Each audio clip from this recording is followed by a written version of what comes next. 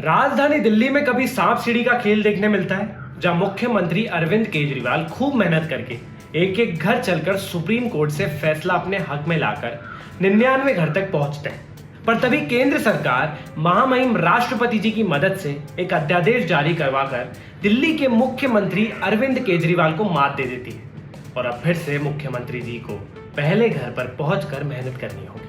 अबे ये क्या लूडो सांप सीढ़ी लगा रखा है, पागल हो गया है क्या?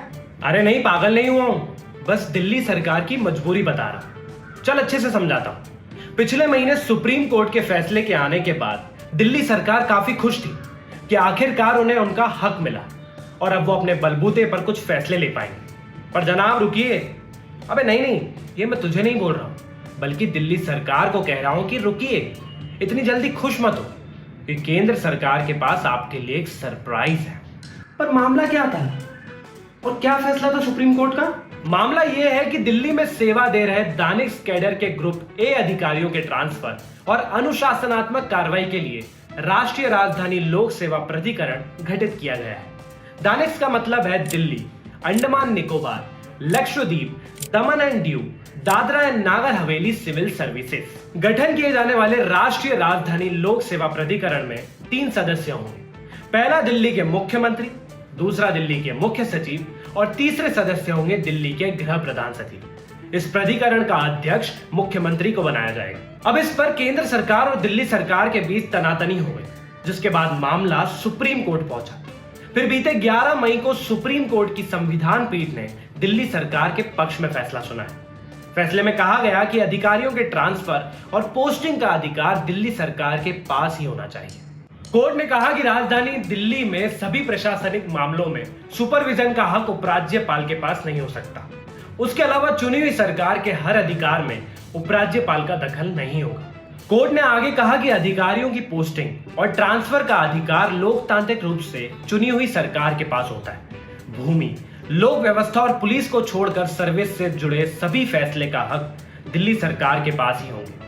आईएएस अधिकारियों की पोस्टिंग का अधिकार भी उनके पास ही होगा, भले ही दिल्ली सरकार ने नियुक्ति की हो या नहीं। सुप्रीम कोर्ट के इस फैसले पर दिल्ली सरकार सहमत थी कि दिल्ली में भूमि, लोक व्यवस्था और पुलिस को छोड़कर बाकी फैसले लेने के हक दिल्ली सरकार के पास होगा।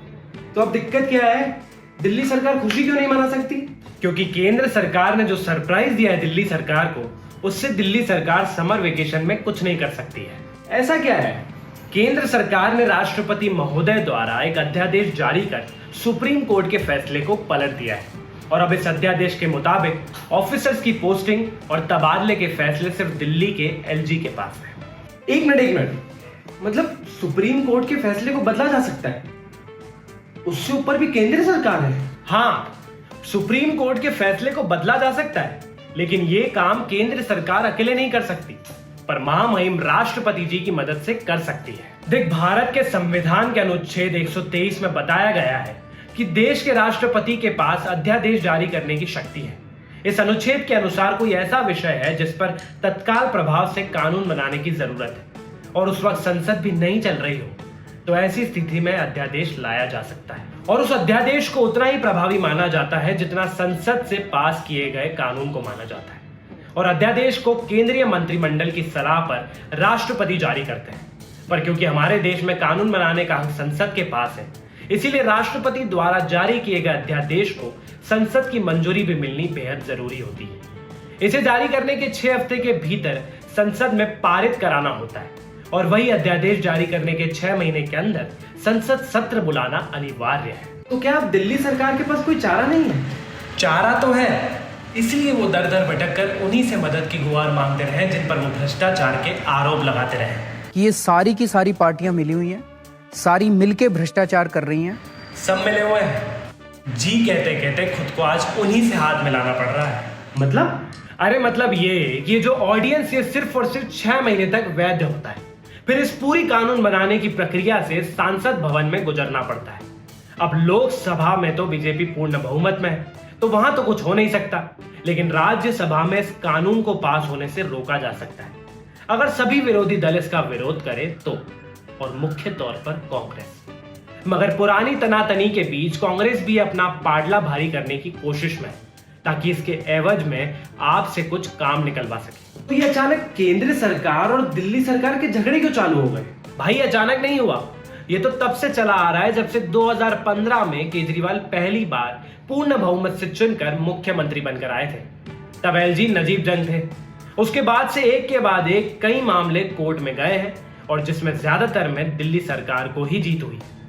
समझा?